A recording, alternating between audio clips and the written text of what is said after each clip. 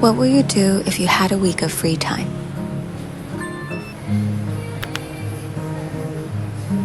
Me? I just want to savor the slow days. Anyway, since most of my friends are working adults with responsibilities, I'll have to enjoy my own company. And I think I do that best.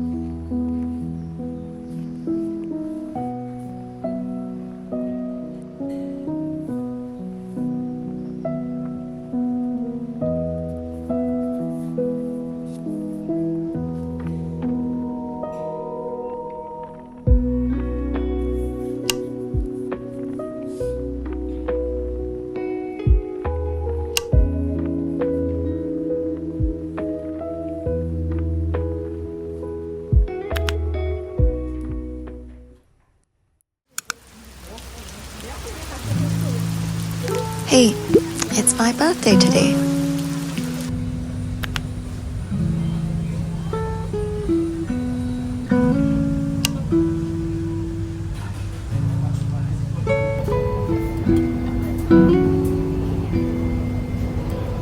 My plan today is to have a really chill day and to have time for quiet reflection because heralding a new year always invites introspection for me.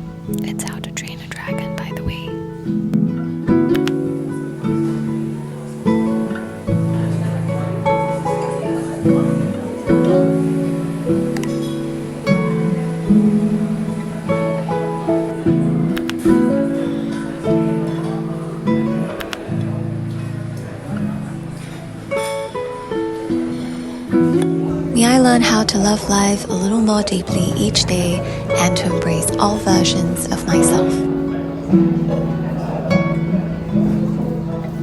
Happy birthday, Cuckoo. Wishing you a wonderful and happy celebration today.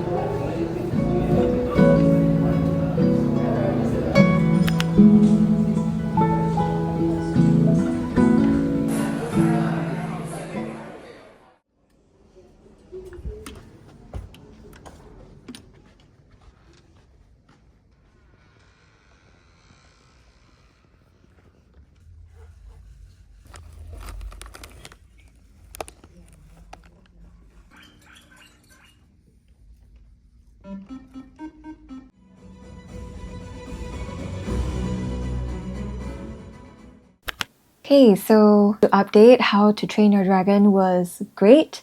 I read that the live action version is actually almost like a one-to-one replica of the original 2010 animated film. I have watched the original, but honestly, it was so long ago that I don't remember that much about it anymore. So watching the movie today was like watching it with a fresh pair of eyes. And I loved it. It was great. To end off today's birthday vlog, I actually managed to sell my camera away again. So if you've been following my videos, you'll know that previously I sold my Olympus camera, but actually I do have a second camera that I've been trying to sell. It was my very first DSLR camera that I bought when I was a student. So it's very old. This morning, a buyer contacted me and he was actually very efficient, so I managed to sell it off to him this evening. And I think what made it even more special is that he seemed genuinely chuffed with the camera. He kept saying that it was in such great condition. So I'm so happy that the camera is going to go to good hands. Yeah, it's just such a nice way to end today, and I consider that my birthday luck. So happy birthday to myself.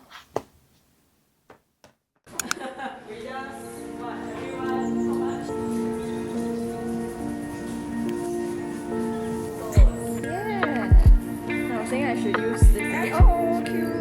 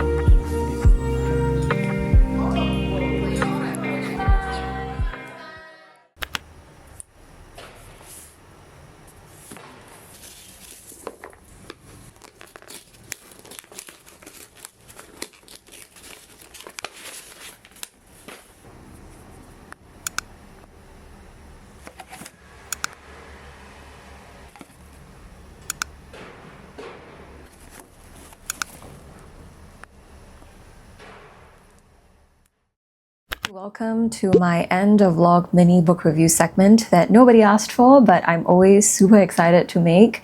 Okay, the first book, I don't actually have the actual physical book because I read it on Kindle, but the book in question is If You Live to 100, You Might As Well Be Happy. So this book is Mr. E's musings on growing old. In fact, I think he's 90 years old this year. So he is probably on his way to being an actual centennial. Is that what we call people who are 100? It should be centenarian. It's about his musings on growing old, the struggles, the challenges, as well as how to continue to embrace life as it is with its simple and ordinary joys. Read it if you are a young person who wants to feel thankful for the things that you typically take for granted, because it's definitely a good reminder that life is good if you have your health, life is good if you have your mental faculties, and life is good because your friends are generally still around and you don't have to attend their funeral. While I did enjoy it, and it put me in a good mind space. I found that the writing was a little bit repetitive towards the end, and I found myself skimming through some parts. Next, we have The Original Daughter by Jemimah Wei. This is a Singaporean story written by a Singaporean author. If you are a Singaporean, read it, because it gives me so much pleasure to read about places like Pasir Ris and Bedok in a book that's being sold internationally. So kudos to Jemimah for being able to put Singapore on the map. So read this if you like stories that focus on sibling dynamics, a rivalry, a love-hate relationship. Read this if you like flawed characters, because I would say, now that I think about it, I think every single character in this book is flawed. I'm not sure whether it's done intentionally, but even for the main protagonist, I found it a little bit hard to root for her. Right, then we have Happening by Annie Ernaux. This is highly recommended. It's about Annie Ernaux looking back at her life in Paris in 1963 as a young woman who finds herself pregnant. And then she tries very, very hard not to be. If women were found guilty, they would be imprisoned. And therefore, I think you can imagine how isolating and traumatic the entire experience was for her. And I think it begs the question of women's rights to their bodies, the shame that surrounds women and their sexuality. It's an important literature to be read. That said, I can imagine how this book would be incredibly triggering for people who have had traumatic experiences, because the writing is so visceral, so raw, so painfully self-aware. It really is quite heartbreaking to read. I feel secondhand trauma reading this book. There is actually a film that's based on the book, and I would highly recommend it as well. I think it captured the essence very well, from the camera work to the actress, who was amazing. That said, it's very graphic, so again, there's a trigger warning there, but I think this is fantastic. Osamu Dazai's The Beggar Student. I don't have that much to say, except I will not recommend this, because reading this felt like I went through a dream that was not really very purposeful. And generally, I don't really remember my dreams. The main protagonist in the story is called Osamu Dazai. He one day goes out to mail out his manuscript because he's a writer, and he meets a high school student, and that's where the story takes off. Someone said that if you knew Osamu Dazai's backstory and what happened in his life, and you situate this book within Osamu Dazai's life's timeline, then it would make more sense. So maybe that's a thing, but otherwise for me, it didn't do much. Last but certainly not the least, we have Rejection by Tulathimutte. I think that's how you pronounce it.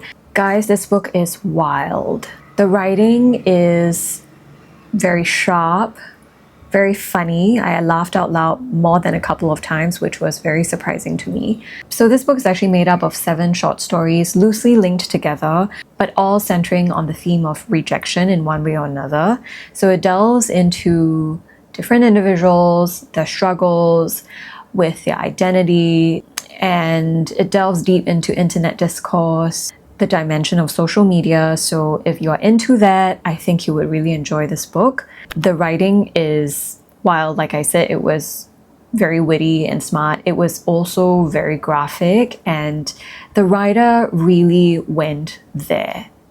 Like, he went to places that I didn't think he would go, but he went there. So if you're easily offended, then maybe this book is not for you. So yes, these are the books that I've read, and I am very happy with my reading momentum, actually. I hope I can continue this even when I start work. But anyway, I'm going to move on to sharing some of my favorite quotations in the following footage. But until then, as always, thank you for watching, and I'll see you in my next video. Bye-bye. I realize this account may exasperate or repel some readers. It may also be branded as distasteful. I believe that any experience, whatever its nature, has the inalienable right to be chronicled.